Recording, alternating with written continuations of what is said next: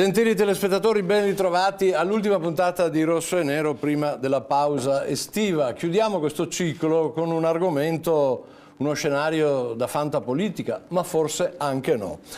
Immaginiamo cioè che il prossimo match elettorale per il governo del nostro paese venga combattuto a sinistra da Matteo Renzi e a destra da Marina Berlusconi, che in molti indicano insomma come l'erede politica designata di papà Silvio. Bene, telespettatori di destra e di sinistra, cosa ne dite dei due contendenti? E questo match tra Marina e Matteo sarebbe o no un rinnovamento totale per la politica italiana? Prego, Cantarutti. Beh, buongiorno. A mio modo di vedere ci stiamo affannando su un tema che in vista dell'estate è anche simpatico, così possiamo discuterne.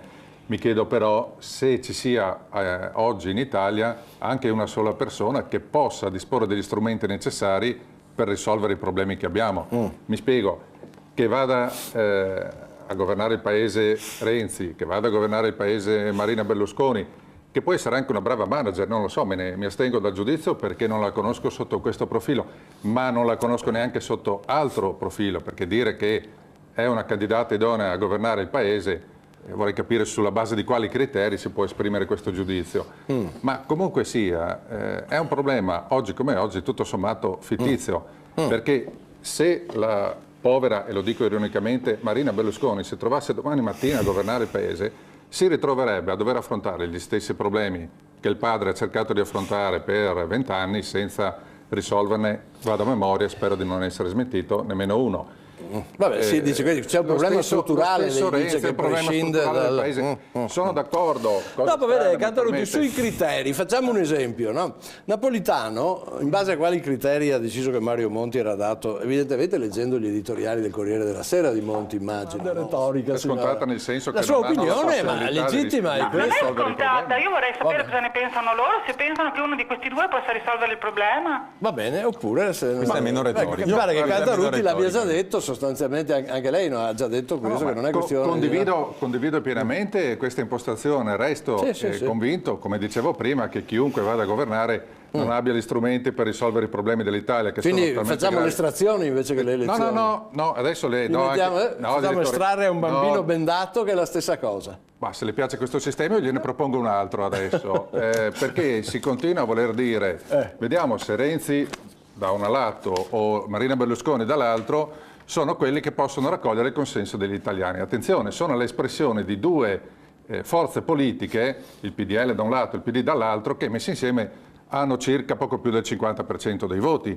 C'è un'altra grandissima massa di elettori italiani che non hanno un particolare amore per questi due movimenti. Allora, nel momento in cui si deve decidere chi può governare un paese, a mio modo di vedere, ma anche quello della signora che ha appena telefonato, mi sembra di capire, a mio modo di vedere si dovrebbe intuire i criteri sulla base dei quali scegliere una persona.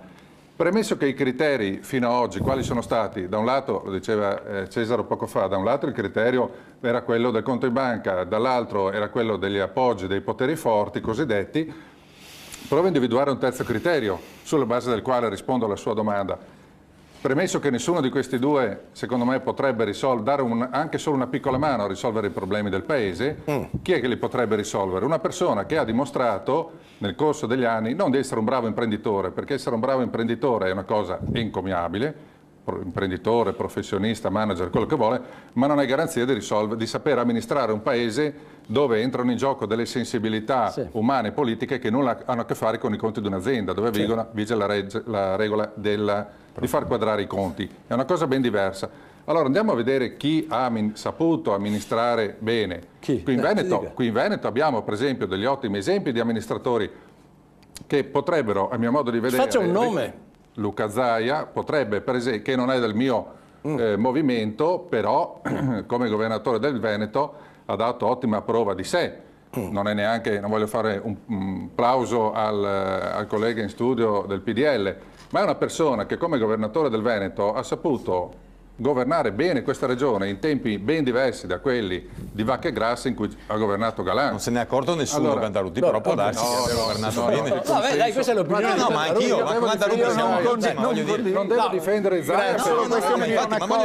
Grazie. Cerchiamo di capirci, perché scusatemi un attimo, si pone una questione precisa. Chi è convinto, e sono in tanti, che il problema sia il sistema marcio? Deve essere chiaro che o lo cambiamo con la rivoluzione, oppure lo cambiamo scegliendo una persona, mandandola a governare e che sia in grado di fare dei cambiamenti. Secondo me questo è il presupposto. Allora, questo match Marina Matteo che ci propone questa mattina mi sembra un spettacolo già visto quando si parlava di primarie. Diciamo che ci hanno annoiato a morte con i discorsi delle primarie precedenti, adesso non vorremmo passare i prossimi 6 mesi invece che risolvere i problemi a sentire questi discorsi.